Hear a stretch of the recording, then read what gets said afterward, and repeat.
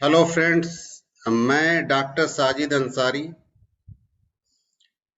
Clinical non invasive cardiologist Lucknow से आप लोगों के समस्त विश्व हृदय दिवस के उपलक्ष्य में ये बताने के लिए उपस्थित हूँ कि हम हृदय की बीमारियों से कैसे बचें और कैसे अपनी लाइफ स्टाइल को बेहतर मेंटेन रखें। आज का मेरा स्पेसिफिक टॉपिक है हार्ट फेल्योर। जब हृदय काम करना बंद कर दे तो हम उससे कैसे बचें, कैसे निपटें। फ्रेंड्स, हार्ट फेल्योर एक कॉमन टर्म्स है और जो कि हार्ट की बीमारियों का अल्टीमेट स्टेज है। तो ये आखिरी स्थिति है कि जब पेशेंट हार्ट फेल्योर में डेवलप करता है और हार्ट फेल्योर में जाता है।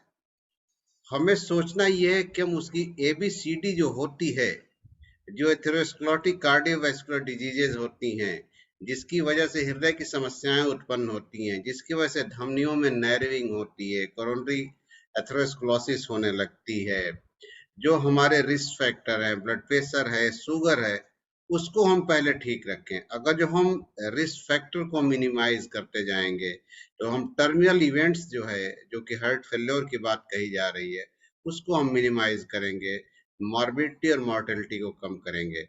तो इसमें जो नंबर वन बात आती है कि हम अपनी लाइफ स्टाइल को दुरुस्त करें, जो नित्य व्यायाम प्राणायाम जैसी चीजें उसको अडॉप्ट करें।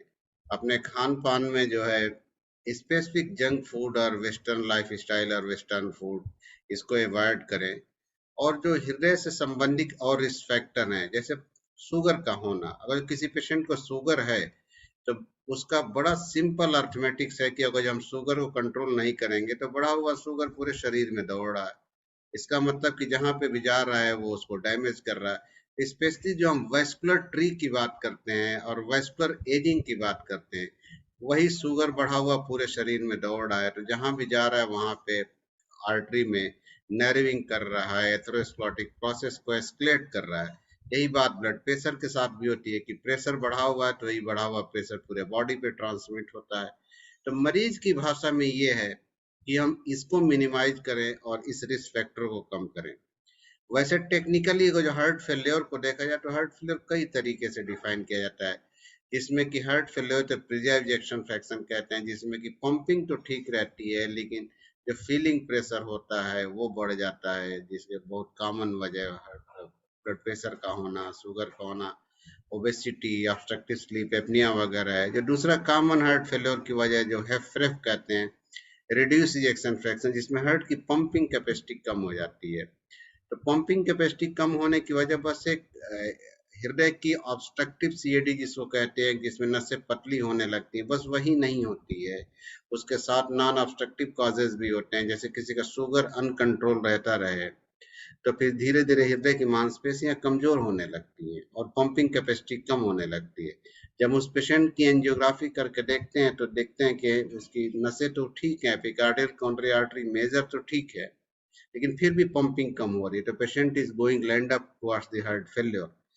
तो अल्टीमेटली अगर जो हम इसको पेशेंट के प्रोस्पेक्टिव से कैटेगराइज करें कि हमें हार्ट फेल्योर के लिए क्या करना है, जब ऑफ कोर्स जब पेशेंट स्टेब्लिश हो गया तो आप you will be rush to your doctor and this is description of doctor कि वो उसके लिए क्या प्रॉपर ट्रीटमेंट एडवाइस करता है। पेशेंट किस स्टेज में पहुंचा है, जो एनवाईएचए क्लास कहते हैं कि एनवाईएचए क्लास 1-2 में है पेशेंट, तो उसको ऑफकोर्स डोमिसिलरी ट्रीटमेंट ऑफर किया जाता है, और पेशेंट एडवांस स्टेज में है, एक्यूट स्टेज में, तो उसको हॉस्पिटलाइज किया जाता है।